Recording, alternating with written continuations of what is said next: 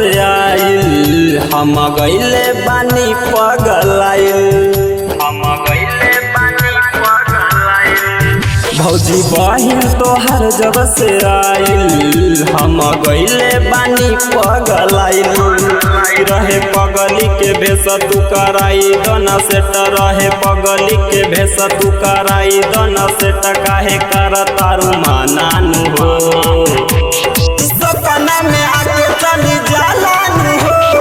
रतिया में माला चुदी जालानु हो सपना में आके चली जालानु हो रतिया में माला चुदी जालानु हो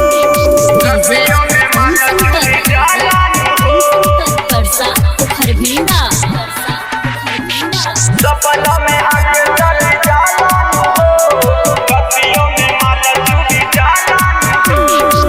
घूमे गइल रहे बागल के खेत हो हाय हो लो भइले खेला भइल अलबद हो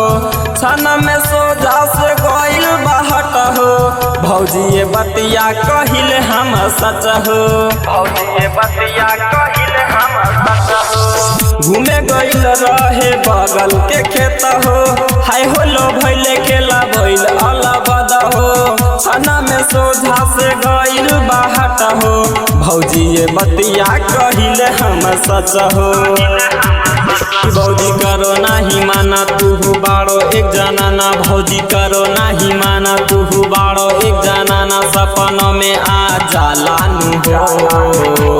सपना में आके चली जालानु हो रतिया में माला चुदी जालानु हो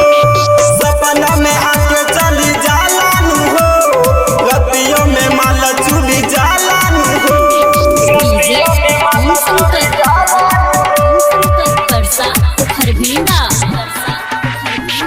सपना में आके चली जालानु हो रतिया में माला चुदी जालानु पता कले नाम हवे प्रिया रानी मन करेला लिख दी आपन कहानी मिथुन मिसाइल सब देखले बा खेला अविनाश राइटर करेला झमेला अविनाश राइटर करेला झमेला पता कले नाम हवे प्रिया रानी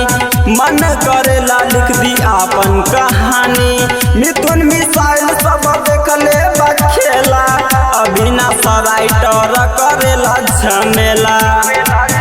भौजी कर दना सेट करब बाका में बेटा भौजी कर दना सेट करब बाका में बेटा लेके आइब हीरो हुंडा नु हो सपना में आके चली जालानु हो रतिया में माला चुदी जालानु हो सपना में आके चली जालानु हो रतिया में माला चुदी जालानु भौजी बहिन तोहर जब से आइल हम गइले बानी पगलाइल रहे पगली के भेस तू कराई दना सेट रहे पगली के भेस तू कराई दना सेट काहे कर तारू मानानु हो सपना में आके चल